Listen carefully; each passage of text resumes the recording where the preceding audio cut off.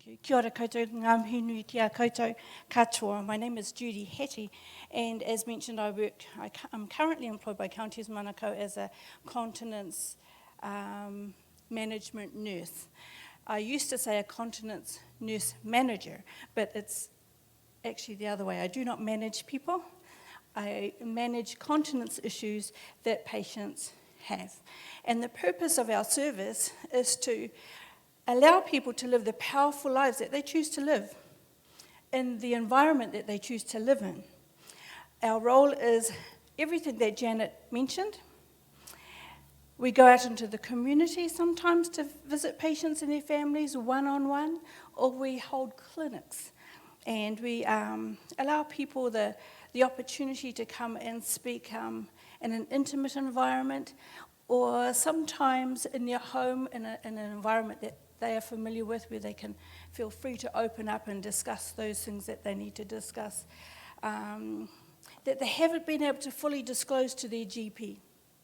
Because some GPs have this invisible clock, and as soon as it gets to the time allotted for the GP to talk to you, they start standing up or handing you your prescription or your bill and open the door, and they say, "Thank you, we'll see you in 3 months' time when your next prescription is due for renewal." And you haven't had the opportunity to fully discuss those things that you really need to get off your shoulders, or to be able to express, so that you can have those issues that are causing concern at home, perhaps concern within your relationships, perhaps having an impact on you socially so that you can't go play golf anymore, go play bridge, go to cowboy dancing at the local community hall, and all because you have an incontinence issue. Sometimes people have difficulty knowing how to actually breach the subject and to start talking about those things that we have been told and taught as children not to talk about openly. You know, I remember as a child, I remember saying out loud once, "Oh, Mum, that boy over there did a fart," and my mum came and spanked me, and she said, "We don't say that word, you have to say fluff." So this terminology that, you know, we've had implanted and inbred into us, that you just don't talk about, saying poo. Who goes out there to a coffee club and starts saying, "Oh, by the way, I had a poo this morning and it looked like this. And I have, you know, the laundry, oh my gosh, the laundry, because Frank does more skid marks now than ever. Had I have known this, I wouldn't have married him 40 years ago." So, you know, it's how do you breach and talk about those issues that is socially acceptable within the circles that you live in. So my role is to be able to use layman's language and to draw out of people the language that they are comfortable using, so that they can more freely express those things that are causing them concern. Because many of you here may be able to relate to this. Incontinence can have an impact on you psychologically. And this is when Nana sees things like, "Oh, I'd love to come and see you and your new baby, love, but oh, I can't go because I'm on my knee." Really, it's Nana not being able to say, "I can't come and see you and the new baby, dear, because I'm incontinent and I'm constipated, I haven't had a bowel motion for a few days and I'm really uncomfortable." So, you know, you hear Nana starting to say stories, sometimes granddads too. "Oh, I'd like to come out and have a drink with you at the RSI, guys, but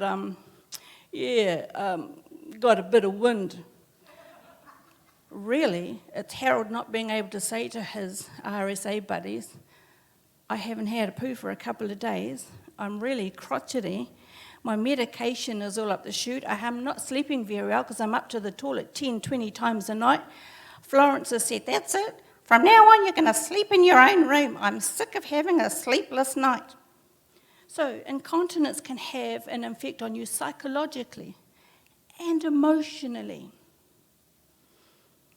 I had a patient who was the CEO of the New Zealand Dairy Board something many years ago, and he's used to being in corporate environment and talking to world leaders about the New Zealand dairy prices and about butter production. And he developed a disease whereby he was no longer able to control his bowel and or bladder. And he is so used to being in control, $1 million budgets. He would go to Parliament and say, if you fund this, we will be able to provide this amount of income for the New Zealand economy. He was used to dealing with huge budgets and workforces for New Zealand from across the tip of the New Zealand to the bottom, and international companies as well. But when he was incontinent of urine and had the inability, he thought, to be able to continue his work, it did his head in. He became depressed, antisocial, grumpy with all of the people that he would normally work side by side with in relative equality and peace and to get the job done. He became a recluse. His marriage went on the rocks. He closed off all of his social circles, and he became socially isolated. And he ended up on antidepressants, and his blood pressure went through the roof. And the first time I met him, he said, "What are you here for?" He was really grumpy. And I said, "My name is Judy. I understand you haven't had a crap for a few weeks, and I've bought some dynamite with me to shift the load." And he turned and he said, "No one's ever spoken to me like that before. Come in." So it's helping people to break through those communication barriers. And once you've done that, lots of stuff starts to flow. So psychological, emotional, and mentioning the financial burden. Financial burden of having incontinence. It's not just about the cost of product and having to get in the car and every few days buy a packet here, and if it's not available, where do you get it from, and drive here to find a product that will be effective. For some people, it means having to give up your employment, take early retirement. My wife and I, we've been married for 30 years. I have this incontinence issue now. She can't go to work full time. So now she's at home looking after me more often, and she is the one who does the cooking, the cleaning, does the laundry, and there's a loss of income. So there's financial impact as well. Then there's the social impact. There's your family. Your kids are used to you being there. They've come from overseas to visit grandma and granddad, and they want to take you out for dinner, and they want you to show them what's happened in New Zealand since they last saw you. They want you to be able to pick up their son and say, "Granddad, here's my new baby, he's 3 months old." And they take it back a bit when you say, "Well, actually, I can't." And then you start saying, "It's my back, my arm, my shoulder's a bit sore." But really, you're not saying, "I can't pick him up in case I spring a leak or have a fart or poo myself involuntarily." Or the incontinence product they have on, I don't think would be able to absorb the amount of pee I'm going to pee out if I pick up my grandson. It's not that I don't want to.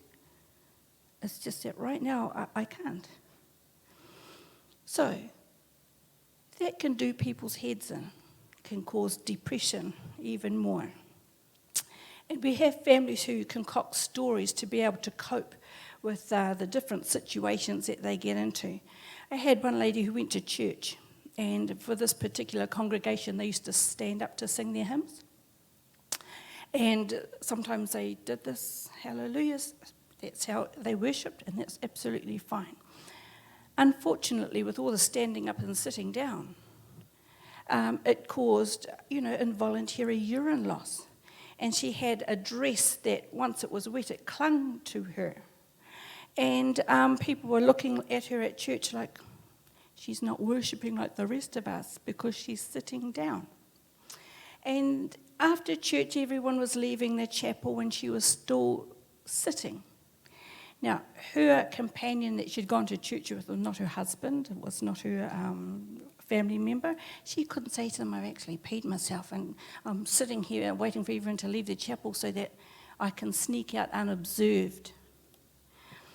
So she sat there for ages, and it wasn't until the minister came in and approached her and said, "Oh, you good and faithful servant, you want to sit here and linger in the spirit longer than everyone else?" And she had to say, "Yeah, that's right, Pastor. In actual fact, I'm stuck to the seat because I'm wet." and it was in the middle of Amazing Grace. And since then, 3 other hymns have been sung. So, those social circles. Come on out to the RSA. Let's go cowboy dancing up the community hall. I'd love to go and visit my good neighbour Flo down the road. I hear she's just had a hip joint done, but I can't. So my role is to go out there to visit people in their homes, and I tell you now, I do accept self-referrals. Because, as mentioned previously, some GPs say it's an aged problem. Here, take this laxative, have a good evacuation, your bowels will be right. Yes, your mouth might get a bit dry with this new medication, but you'll learn to cope with it, I'm sure. So I do accept self-referrals. And once a patient rings and says, Judy, I'd like to see you, I've got these issues, then I say, who's your GP? And I ring the GP and I say, I need some information in regards to a Mr. Joe Brown who lives at this street. He's just referred himself to the Continence service. I need a bit of medical history. I need to know what medications he's on. Any information that you can give me to assist me in doing a more effective and full assessment to help him manage his continence issue. And I will let you know as we progress through his therapy and treatment on how well he is doing. And I will let you know if he needs to be referred on further to urology, urodynamics, or any other health professional that may assist in his problem. Might be a physiotherapist, might be occupational therapy, who can put into his home equipment that will assist him in being able to sit on his toilet comfortably, handrail so he can pull himself up safely, a walker so he can zoom around the house more effectively without fear of falling, perhaps home help who can come in and vacuum the floor, so that's one domestic chore or not have to do. Perhaps home help so that his wife doesn't have to do all of those extra things because she's busy preparing meals and doing laundry, as well as driving him to doctor's appointments, to the RSA, cowboy dancing, or whatever it is that they do. There are some things that can be taken away and given to someone else to do so that you can continue to live the powerful life you choose to live in the environment you choose to live in. I had one patient say to me one day, oh, Judy, I'm really terrified about the outcome of this continence assessment. And I said, why? He said, because they're going to put me in a rest home, aren't they? I said, no. I'm not an advocate for putting people into rest homes because you have a bowel or bladder problem that can be managed, or the issue can be undone, so that you can continue to live here in the home that you've lived in for 30 odd years with Mavis. What are your goals? What do you hope to achieve by being here present with me today? Oh, I'd like to not be able to wet myself when I go to cowboy dancing. Then let's work on that. And I always ask, how much fluid do you drink? Patients say, I drink plenty of fluid. What's plenty to you? Interpret your language so that I can understand what's plenty to you. And sometimes I use, medical jargon, and I always stop and say, do you know what I just said? What is your understanding of what I just said to you? So that we are communicating in a way that is mutually understanding and acceptable. I have patients for some reason who give their penises names. I have a patient with a Charlie. I have another patient who calls his penis lunch. And I said, why do you call it lunch? And he said, so that when I'm out socially and I say to my wife, oh, I've got to go home, I'm hungry, need a bit of lunch. So she knows, oh, he's just sprung a leak. Rather than I just wet my pants and whatever. So he uses this little prompt to let his people know that he's wet himself. Or I have another man who, he calls, there's Charlie, there's lunch, and there's Albert. Albert is when he needs to let off gas, but is too afraid to in case some other stuff comes with it. And he calls his bowel function Albert Hall. There was a good concert this morning, he says, and that's because he's been tooting himself around town. Or he says Albert Hall is full, meaning he needs to evacuate his bowel. Or he says Albert Hall was sold out, meaning he's like impacted and he needs a bit more than a kiwi crush to get the load moving. So it's about developing a language that is non-offensive, that's easy to understand, that's mutually acceptable, that you can use at home or out in a social setting, that isn't going to cause offence or draw attention to you. Now, Janet had a bag full of lovely incontinence products, and I too carry a bag with an assortment of incontinence products. The difficulty is sometimes incontinence products can cause more problems than they really intend. And you know, people have with Parkinson's, you know, and you've got the shuffle and you want to move, but you can't because your legs are frozen, and you've got a great big wad of pad between your legs. It can cause chafing. If it's not held in place by an effective garment, like a stretch panty or a pair of jockey shorts or something that's going to hold the pad in place, when it gets full, it will be heavy and it will dislodge itself from its original position, and it can hang between your knees and cause you to potentially lose confidence in mobilising about. So choosing and prescribing the right product for the right occasion, for the right purpose, is really key science. She showed pull-ups. They come in lots of names: pull-ups, mobiles, incontinent underwear, disposables. And a lot of providers in the community sell a wide range of pull-ups. Some can hold up to 300 mils, some say they can hold a litre. And there are some that have fibre in it that once wet it breaks apart and falls apart. And there are some that bunch up around your backside, and it's lovely if you don't have a body. But if you have a body, it can make you look even bigger. And there are some that make noises when you move. Plastic. And people can hear you coming. And when you're walking into the church and it's quiet, and you've arrived a little bit late, or you had difficulty getting out of the car, and for some reason your companion wants to sit near the front so the minister can see that you're actually at church today, God bless you, but you're...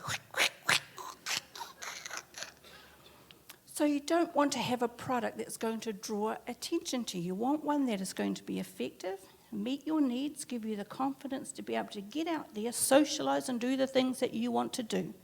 Remembering, because you're a powerful being, and there shouldn't be anything in your life to hinder you continuing to be the husband that you married Flo for 40 odd years ago. Shouldn't be anything that will stop you from being the granddad and going to watch that kiddie's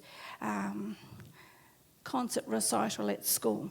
There shouldn't be anything that says, I can't help in the church project this weekend, because there shouldn't be anything to stop you from being able to go up the road and pay your power bill. Shouldn't be anything to stop you from living the life that you have chosen to live. The continence products available are supplementary through the DHB. Supplementary meaning it's we do not provide 100% of what you require. Thank you to government financial restraints. And I understand that those are getting worse. Continence nurses and nurses throughout New Zealand, the pay rise is still well below inflation. And I understand benefits and superannuation for many people. The lifestyle is also restrained by budgets. So it doesn't help when incontinence products cost $20, $30, $40 per packet. So my role is to not encourage you to waste money and throw it away, but to provide you a supplementary product. If you need anything over and above that, steer you in the direction of where you can get best value for your money for a product that is effective, that will still meet your needs. It isn't going to empty out and take away your grandchildren's inheritance. And that's really important for a lot of people. Like Janet mentioned, she said some patient was going without food because it was more important to have incontinent product available at her disposal. Now, the cost of the product is one thing. The other cost is the petrol or the time it takes for someone else to go and get it on your behalf if you're not able. For some people, that can cause stress and anxiety. Oh, God. Mum wants me to go up the road again. Doesn't she know I finish work at 5, then I have to get home and take the kids to soccer practice? Then my husband will go off at me because he comes home at 6 and I haven't cooked dinner. And then I've got to go up the road and then I've got to do this and I've got to do that. And Mum wants me to go up and get some more flipping nappies. And then when they take the nappies or product to Mum, it's not, here, Mum, here's your product. It's, I hope this lasts for another 2 weeks because I'm sick and tired of going up the road to get this for you. I've got too many other things to do, Mum. And it can have a huge impact on the heart and soul of that family. So incontinence can be a tricky thing to manage. It's not just about product and the fact that you have an issue. The issue might be being treated and managed by a urologist, a continence nurse manager. You may still meet requirements to get the supplementary and complementary product thanks to your tax money. But there are other issues as well. So it's not just about purchasing the product. It's the huge impact and ripple effect that it can have on other people and their ability to assist you. Okay? So my role is to steer you in the direction of providers in the community that can best meet your needs effectively in a sassy way, economical, effective, efficient, without having to cause hassle to a lot of people. Now, USL is our Universal Supplies Services company that are currently contracted to DHBs to provide product, but there are others out there as well. USL deliver to your front door. There are other companies that do that as well. Now, I work in South Auckland between Browns Road and Araremu, and as far as Awhitu Peninsula and Orere Point. So if there are patients in that geographical area that have come into our organisation for the provision of continence products, in the 13, 14 odd years that I've been doing this, I think I probably know them, if not by face, then by name. Now, given there's just one of me that actually I work in a little team, and because of funding, we have to negotiate the availability of a car to be able to get to the geographical areas and meet patients. But it also means that rather than have patients sit at home and wait for ages for someone to do a continence assessment, we make available clinics so that patients, if the opportunity arises, that they can come in and see us. We set aside protected quality time so that when you are in our presence, there aren't other people coming in. You have our full attention, because that's how much we value you and your role in society and in community to live the powerful life that you choose to live in the environment you choose to live and the way that you choose to live it. So our service is to complement your lifestyle, not add hindrance to it. And we show a meridian of product to you, and we get you to trial them. What does this one fit? Did this one trip you up? Oh, you won't use that one again. This one caused leakage overnight. Well, it's obviously not absorbent enough. Let's try another one. Did the skin on your penis peel off with that urethra? Okay, we won't use that one again. Or perhaps we will revise our technique in our teaching session with you and how to apply it. So there's lots of science that goes into continence assessment and product provision. I do believe the time is now 3 o'clock, and this has come to an end. Yep. Okay. I believe in power to the people. If your GP isn't going to meet your needs, take your power and self-refer. Ask the question. The New Zealand Parkinson Society has a wonderful website. They do have links to other organisations and providers that may be able to answer questions for you. If you don't have access to the internet, ask one of your grandchildren, ask someone at the Parkinson Society to do that on your behalf, to make those links. In Māoridom, it's called whakawhanaungatanga, making links. Okay, ask the question. Ka mutu?